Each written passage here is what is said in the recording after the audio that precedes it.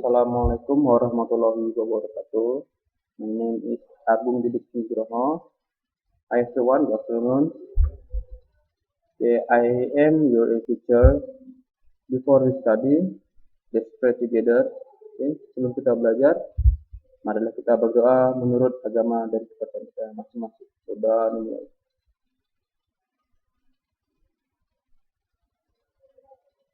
Doa selesai. Okay. Today we will study about pronoun. Hari ini kita belajar tentang pronoun. Pronoun adalah kata ganti benda. Sebelum kita memasuki pronoun, di sini Bapak bacakan dulu ya kadiknya, kompetensi dasar kadik.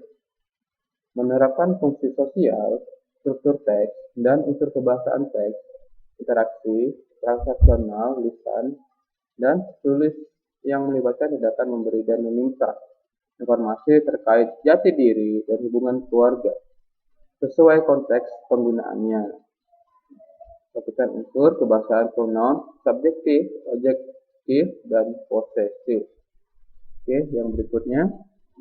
Adapun indikator pencapaian kompetensi di dalam pelajaran ini adalah mengidentifikasi struktur teks dan unsur kebahasaan pada teks, pemaparan jati diri sesuai dengan konteks penggunaannya. Yang kedua, menyebutkan fungsi sosial, ungkapan-ungkapan untuk memaparkan jati diri. Yang ketiga, membedakan ungkapan-ungkapan yang digunakan dalam pemaparan jati diri sesuai dengan konteks penggunaannya.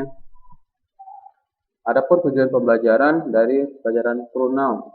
Yang pertama, menerapkan fungsi sosial, struktur teks, dan unsur kebahasaan teks, interaksi transaksional lisan dan tulis yang melibatkan tindakan memberi dan meminta informasi terkait jati diri dan hubungan keluarga sesuai dengan konteks penggunaannya. Perhatikan unsur kebahasaan pronoun subjektif, objektif, dan posesif. Yang kedua, menyusun teks interaksi transaksional lisan dan tulis pendek dan sederhana yang melibatkan tindakan memberi dan meminta informasi terkait jati diri dengan memperhatikan fungsi sosial, struktur teks, dan unsur kebahasaan yang benar dan sesuai konteks. Oke, itu tadi Bapak ajarkan kompetensi dasar, indikator pencapaian kompetensi, dan yang terakhir tujuan pembelajarannya. Oke, we are going to pronoun. Kita akan masuk ke pronoun. Pronoun is a word used for nouns that can take the form of people, objects, animals, place, or abstract concept. Di bawahnya juga ada artinya. Kalian bisa membaca yang di bawahnya sini. Pronoun adalah kata yang digunakan untuk kata benda yang dapat terbentuk orang, benda, hewan, tempat, atau konsep abstrak. Jadi pronoun ini adalah kata ganti benda digunakan untuk bisa hewan, orang, benda, tumbuhan, tanaman, dan sebagainya. Pronoun itu terbagi menjadi 4. Yang pertama, subject pronoun, object pronoun, possessive adjective, dan yang terakhir, the last one, possessive pronoun. Karena ada 4, jadi hari ini, today, I will explain 2 of pronouns, 2 dari pronouns, yaitu subject dan object. Oke, sekarang kita masuk ke subject ya.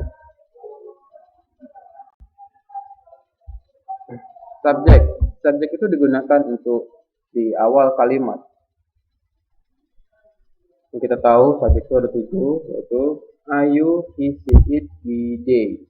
Kalau biasanya orang gunakan itu ayu, they, she, it, itu yang lebih gampangnya ya. Ayu, he, she, it, we, they. I itu artinya apa? I itu artinya saya, you itu artinya kamu, I artinya dia, laki-laki, she itu dia perempuan, it itu untuk digunakan tempat tumbuhan, hewan, dan benda. We, sedangkan we itu kami atau kita, sedangkan they itu artinya mereka. Kita main subjek. Subjek dari sebuah kalimat, I have a 3 cats. Saya mempunyai 3 ekor kucing. Yang kedua, you like to have many pen pals. Kamu mempunyai banyak sahabat pena. Yang ketiga, he studies in an elementary school.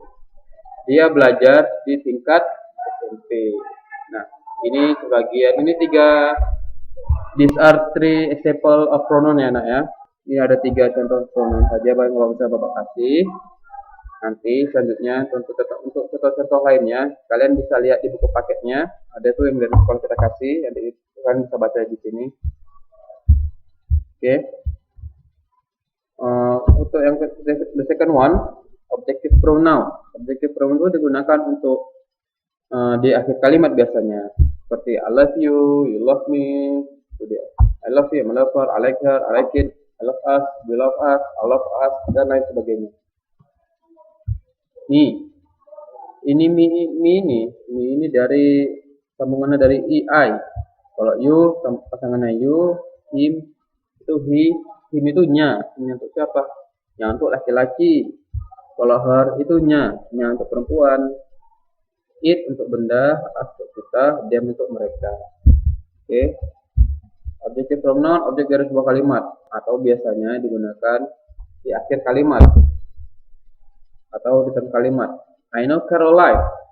She introduced me to you via email.